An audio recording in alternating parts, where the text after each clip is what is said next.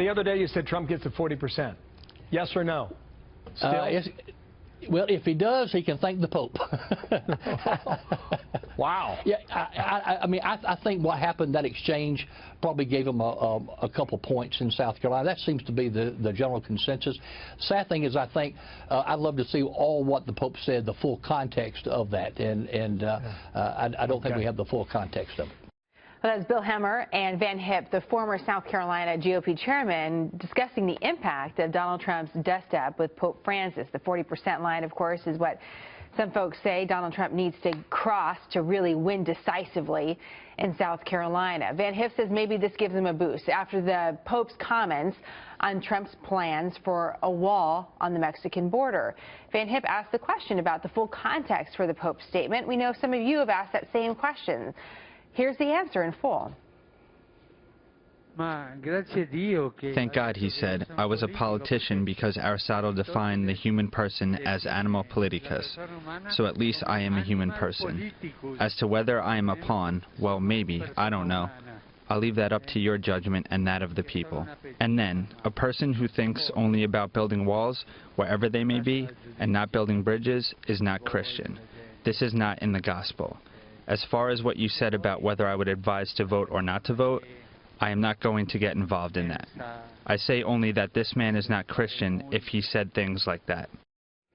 Howard Kurtz is a Fox News media analyst and host of MediaBuzz. So our viewers might notice one thing is missing, Howie, and that is the full question that the Pope was responding to. What does the question tell us about this whole story and where it's gone from that answer to now?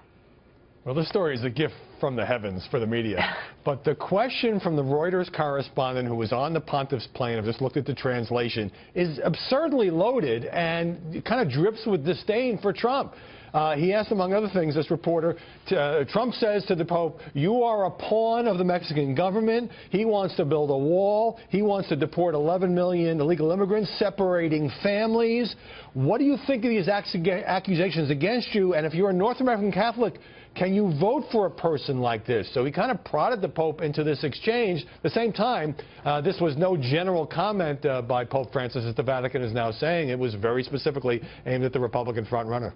What do you think that this whole exchange, what do you think is the significance of it, Howard, when you look at it from a media perspective and the impact it's had over the last 24 hours? Well, I had the same reaction as everyone else initially. Really? Donald Trump is picking a fight with the Pope? But if nothing else, it enabled Trump and this exchange to dominate the news coverage in the last 24 hours, forcing the other candidates to respond. That's a Trump specialty. And let's look at the fallout. For one thing, it shows Trump kind of in a position of strength, and he can say he was responding to critical comments by Pope Francis. For another, it puts immigration, Trump's signature issue, back front and center. And then finally, although I'm sure it may have alienated some Catholics, the pundits didn't really come down on Trump over this, because there is a feeling among conservatives, and we saw this when Pope Francis visited the United States last fall, that he is left-leaning on certain issues, climate change, divorce, perhaps abortion, and that he shouldn't be injecting his own views into U.S. political system. And so for all those reasons, it probably is a net benefit for Donald Trump. Who would have thought it? Interesting, as this is day 2 of this story. It broke around this time yesterday, around noon yesterday. So we're a full 24 hours in. The Vatican has now tried to issue a little bit of a clarification. And you've noticed how Donald Trump is talking about this story now again today. What patterns have you noticed?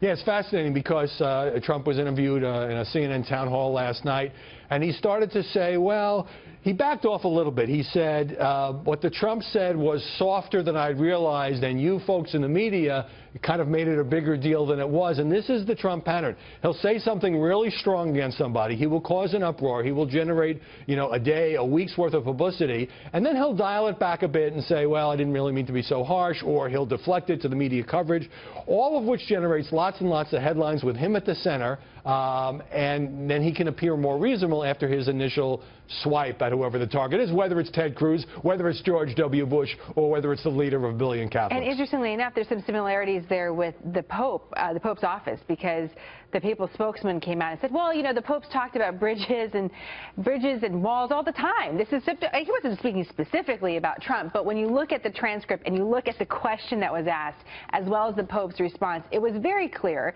that that was the only person that he could be talking about. I guess the question next, Howie, is where does this go from here? If Donald Trump has taken on so many different people in 1 week, including the Pope, you know, what's next?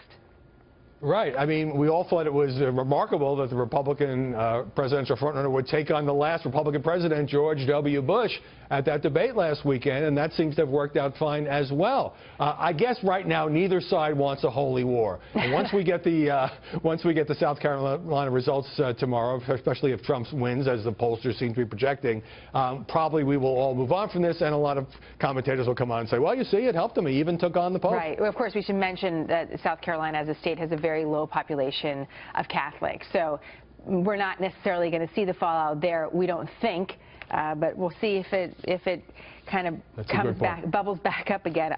You never know at this point. Howie, great to see you. We'll see you on MediaBuzz this weekend. Thank you. Thanks, Jana.